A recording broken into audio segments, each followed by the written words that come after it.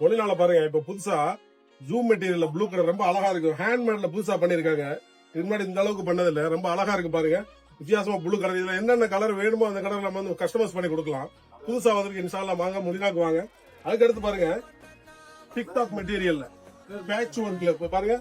Patch work சூப்பரா இருக்கு பாருங்க. ஹேண்ட்ல எல்லாம் டிசைன் பண்ணிருப்பாங்க. நெஞ்சில வந்து பேட்ச் ஒர்க் இப்போ புது மாடலா பண்ணிருக்காங்க. இது மொழினால உங்களுக்கு என்ன கலர் வேணுமோ அந்த கலர்ல பண்ணி கொடுக்கலாங்க.